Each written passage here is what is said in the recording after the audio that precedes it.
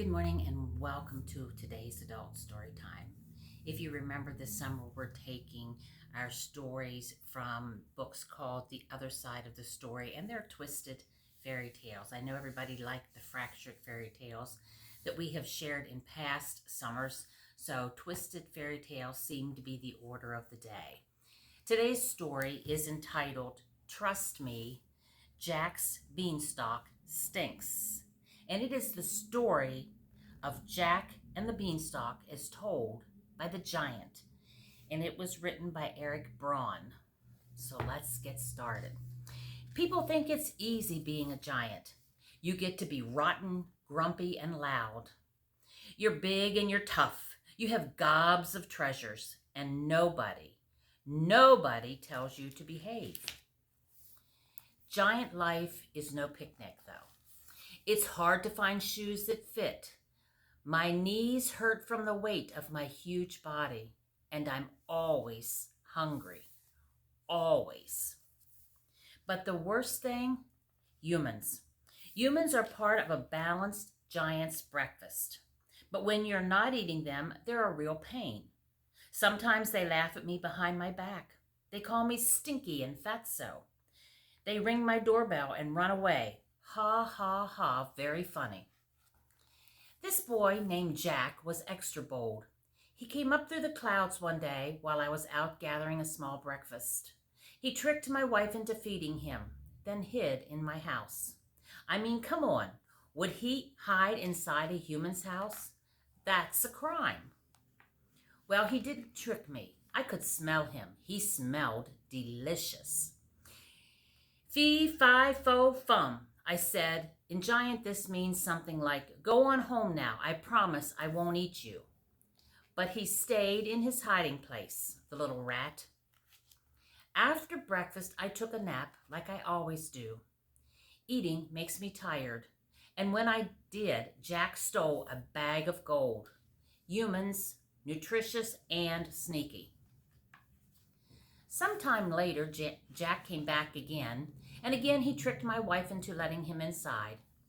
When I came home from picking up a light breakfast, I could smell him. I knew who it was. Fee, fi, fo, fum, I yelled. This can also mean give me back my gold and we'll call it even. I definitely won't eat you. But he didn't come out.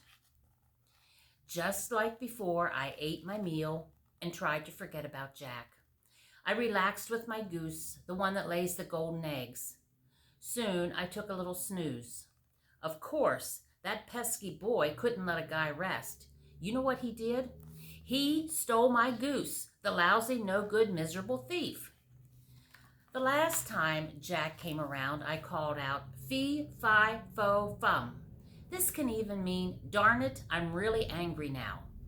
My wife and I searched, but couldn't find him. I kept looking, but soon I got hungry. Big surprise.